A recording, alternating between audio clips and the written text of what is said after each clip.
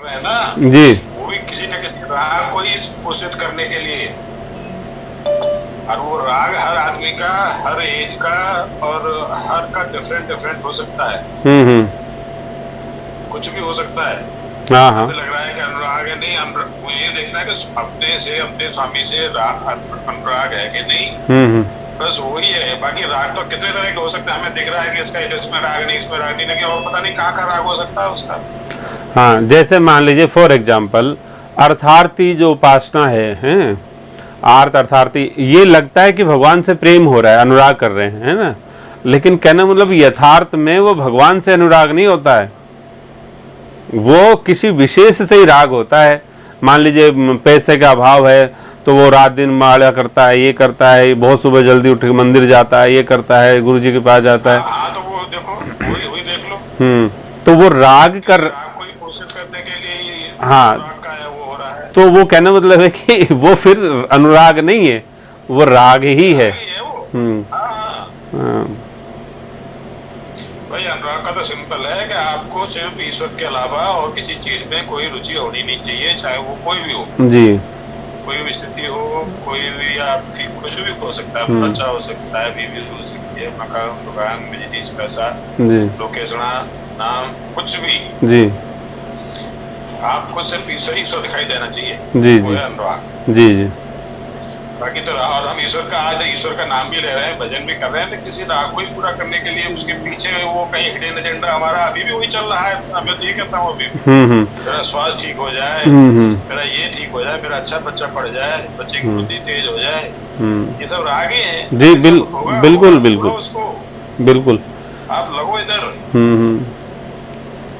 इसमें वो क्या, असली अनुराग। हाँ, ये क्या है कि सिर्फ और सिर्फ उनके लिए कुछ किया जाए वो है अनुराग, और अपने लिए या अपनों के लिए किया जाए वो है राग। इतनी सीधी सी बिल्कुल बात है। बहुत सिंपल है, बहुत डिफिकल्ट है।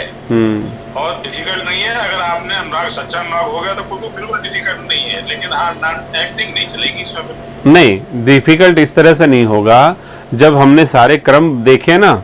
अब क्या है कि एक तो स्थिति ये है कि कर्म अपन ने सुन लिए साहब, या लिख लिए साहब, या वीडियो देख लिया साहब, है ना, और फिर कुछ दिनों बाद में स्मृति हो जाती है।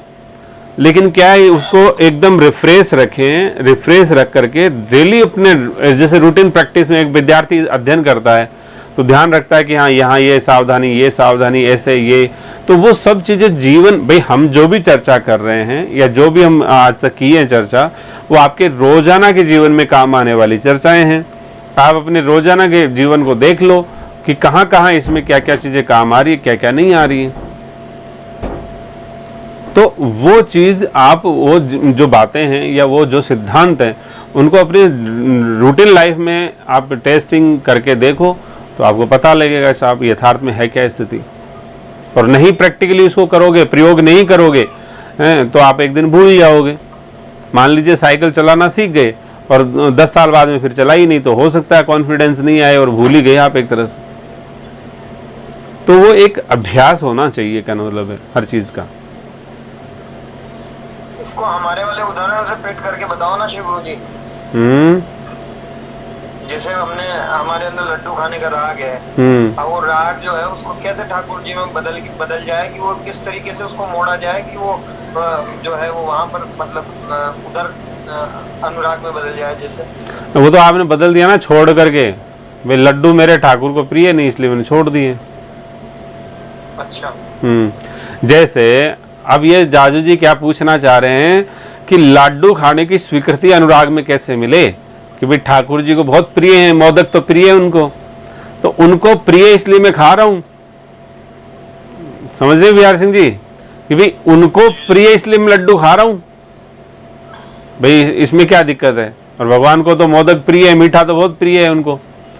लेकिन अब समस्या ये बात की है कि उनको तो प्रिय है क्या, लेकिन क्या आपको प्रिय है कि नहीं। तो अब आप कहोगे साहब उनको प्रिय इसलिए हमको भी प्रिय है, भाई उनको प्रिय है इसलिए हमको प्रिय है।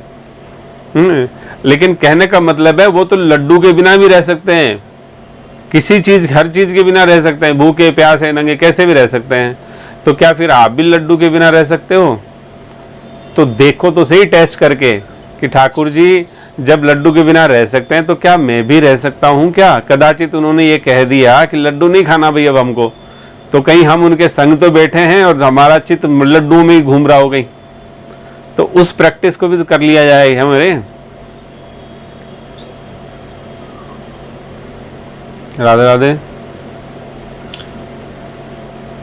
लड्डू फीका नजर आने लगे, लड्डू की मिठास भूल जाओ बिल्कुल।